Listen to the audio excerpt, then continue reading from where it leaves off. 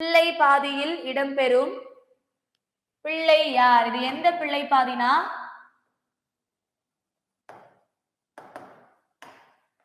பிள்ளை பாதி புராணம் பாதி அப்படின்னு சொல்லி எந்த நூலமா சொல்றாங்க?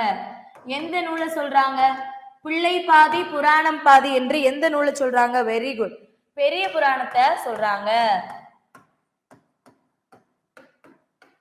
இதுல புராணம்னா ஓகே, வரலாறு. பிள்ளைனா யாரு? இந்த பிள்ளை யாரை குறிக்குதுன்னு கேக்குறாங்க.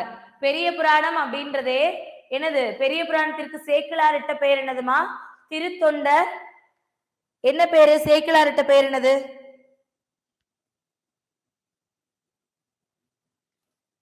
பதில் சொல்லலாமா? ஃபாஸ்டா சொல்லுங்க. திருத்தொண்டர் புராணம். ஓகேவா? திருத்தொண்டர் புராணம். சரி, புராணம்னு வந்துருச்சு. இங்க இதோட பெரிய புராணத்துல கதையை ஃபுல்லா எடுத்துட்டோம்னா அத ரெண்டா பிரிச்சு பாதிய பிள்ளை, ஆளுடை பிள்ளை என்று அழைக்கக்கூடிய ஆளுடை பிள்ளை என்று அழைக்கக்கூடிய சம்பந்தருக்கும், ஓகேவா, திருஞான சம்பந்தர் தான் பாதி. பேலன்ஸ் இருக்கக்கூடிய புராணம் தான் மற்ற புராணங்கள் எல்லாமே வரும் சொல்றாங்க. சோ ஆளுடை பிள்ளைன்றது சம்பந்தர், திருஞான சம்பந்தர் அவர்கள் தான் ஆளுடை பிள்ளை. ஓகேவா? நோட் பண்ணிக்கோங்க. அப்போ இந்த பிள்ளை பாதியில் இடம்பெறக்கூடிய பிள்ளை திருஞான சம்பந்தர். ஓகே, நோட் பண்ணிக்கோங்க. Next question. பொருள் அதிகாரத்தில்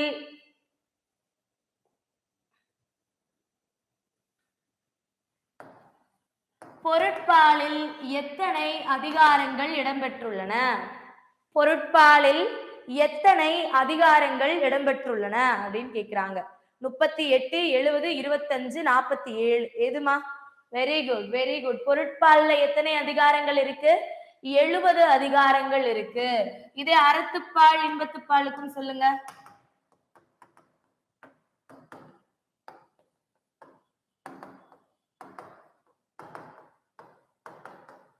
அறத்துப்பால் இன்பத்துப்பால்ல எத்தனை அதிகாரங்கள் இருக்கு அப்படின்னு சொல்லலாமா? அறத்துப்பால்ல எத்தனைமா? ஃபர்ஸ்ட் அறம் சொல்லுங்க. அறம். Very good. அறம்ல 38 இருக்கு. பொருள்ல 70 இருக்கு. இன்பத்துல 25 இருக்கு. ஓகேவா? ஆக மொத்தம் 133 அதிகாரங்கள். ஓகே, நோட் பண்ணிக்கோங்க. நோட் பண்ணிக்கோங்க. Next question. கலிங்கத்து பரணியை இயற்றியவர் யார்? பகழிக்கூத்தர், செயங்கொண்டார், திரிகூட ராசப்ப கவிராயர், வில்லிபுத்தூரார். நேற்று சொன்ன மாதிரி கலிங்கத்து பரணின்றது 2 இருக்கு. சோ ஒட்டக்கூத்தர் எழுதிய கலிங்கத்து பரணி, செயங்கொண்டார் எழுதிய கலிங்கத்து பரணி. நம்ம புக்ல செயங்கொண்டார் கொடுத்திருப்பாங்க. சோ நீங்க நார்மலா கலிங்கத்து பரணியை ஏற்றியவர்னா செயங்கொண்டார் போட்டுருங்க. இல்ல குலோத்துங்கன் சோழனை பாட்டுடை தலைவராக கொண்ட கலிங்கத்து பரணியை எழுதியவர் யாருன்னா யாரு? குலோத்துங்க சோழனை பாட்டுடை தளபதியாக வைத்து எழுதினது செயங்கொண்டார். இதே இது விக்ரம சோழனை பாட்டுடை தலைவராக வைத்து எழுதப்பட்ட கலிங்கத்து பரணி தான் என்னதுமா?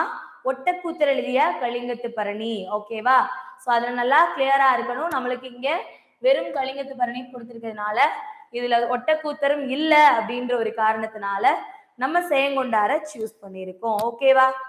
நோட் பண்ணிக்கோங்க. ஏதாவது டவுட்ஸ் இருந்தா கேளுங்க. ஒன்ஸ் சொல்லுங்களா? சரி, நான் நோட் பண்ணிடுறேன், எழுதிக்கோங்க.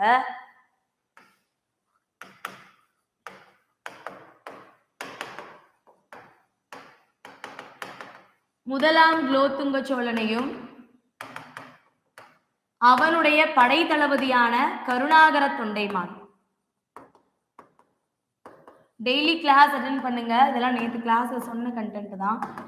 தொண்டைமான், ஓகேவா, கருணாகர தொண்டைமான், இவங்க 2 பேரையுமே பாட்டுடை தலைவராக வச்சு கலிங்கத்து பரணி, கலிங்க போர்ல வெற்றி பெற்ற அந்த வரலாற்று, ஓகேவா, அத சொல்றது யாரு அப்படின்னா செயங்கொண்டார். செயங்கொண்டார்னு கொடுத்திருப்பாங்க. சில இடத்துல ஜெயங்கொண்டார் அப்படின்னு கொடுத்திருப்பாங்க. ஓகேவா? எது கொடுத்திருக்காங்களோ அதை நீங்க நோட் பண்ணிக்கோங்க. இதே இது அடுத்ததா விக்ரம சோழன். விக்ரம சோழன் யாருன்னா குலோத்துங்க சோழனுடைய பையன். விக்ரம சோழனை பாட்டுடை தளபதியாக வைத்து எழுதினது ஒட்டக்கூத்தர். ஓகேவா?